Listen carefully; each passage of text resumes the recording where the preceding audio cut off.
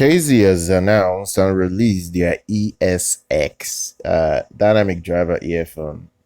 This particular model, it's coming with the 12mm dynamic driver that was in the their new ZEX that came out not quite long ago, just a few months ago. I've done the review of that model on this channel.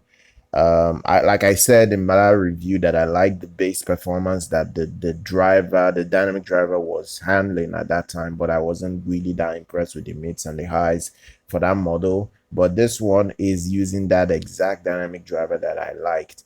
So that is now what they did, because maybe they listened to reviews saying, oh, you know what, that dynamic driver was kind of special, was quite good.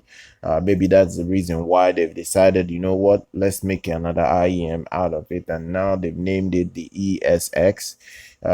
So it's coming with a different shell, but it's still, the shell looks quite similar to the EDX, but very like with a totally different look to it, you know. So that's it. So it does have its look, and aesthetically it's decent. It's a cheap model. It's a $20 IEM, so one cannot be expecting any mind-blowing anything mind-blowing. At least that you just don't expect anything mind-blowing. I know these days any $20 set, it's just going to be as good as you might want it to be. It's not really going to blow the roof off, because that's the way it is. Really, it's not going to just blow the roof off. But every other thing is fine on it. Everything on it is fine on it. It has a V-shaped tuning. It does have a V-shaped tuning. I don't know how people react to V-shaped tuned earphones. Some people like it because of the bass performance, some people do not like it because of excess bass.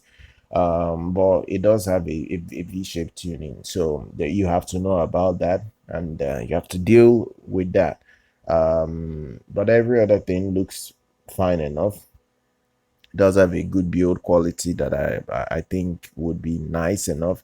The only problem I have with KZ earphones is that they have a QDC connector. They don't do proper 2-pin, or they like using this QD style like connector all the time. I prefer if they can just go proper 2-pin. I've never been a big fan of that QDC, because the way it kind of like sits on your ears are really annoying.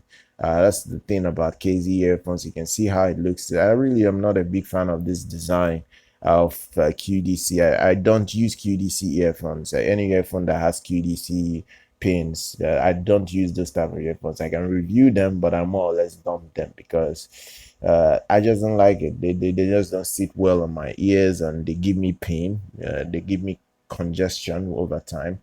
So that's it. It has a good build.